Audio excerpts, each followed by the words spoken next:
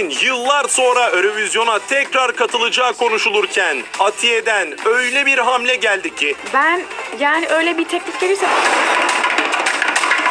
Beni beklediysen, seni beklediysen.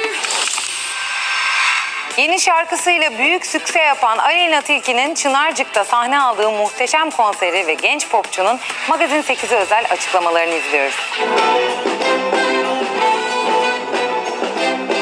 Hayalleri acayip şeyler, kirpikler, böyle acayip böyle kıvırcık saçlar ve korkuları. Böyle bir tırstım bayağı, böyle ne oluyor dedim ya. Aleyna Tilki ile Çınarcık konseri öncesinde çok konuşulacak özel röportajımızı sakın kaçırmayın. Kimse kusura bakmasın. Kendini asla rezil etme.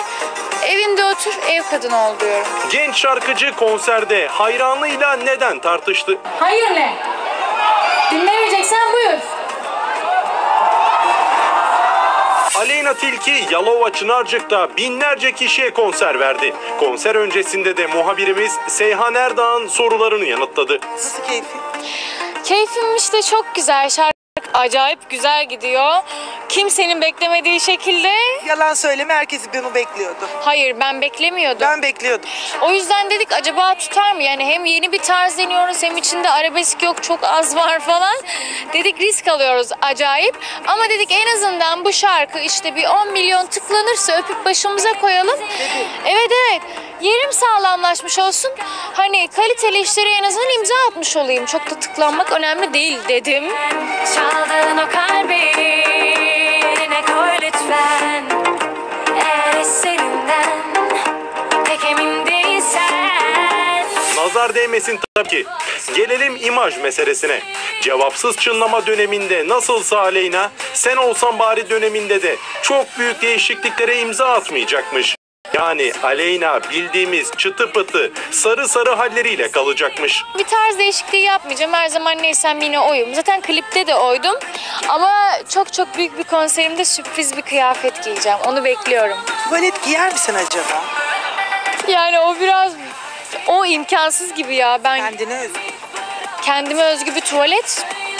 Yani kendimi hiç hayal edemiyorum. Şimdi öyle tüllü bir elbisenin içinde falan hiç olmak ben gibi bir şey olmadığı için hayal edemiyorum, ama neden olmasın? Belki de işte bir gün macerasına acayip şeyler, kirpikler, böyle acayip böyle kıvırcık saçlar ve işte acayip böyle dudağımın renginden farklı bir ruj sürüp böyle değişik bir şekilde çıkıp kafa yaşatmak istiyorum insanlara. Birazdan Çınarcık konseri başlayacak.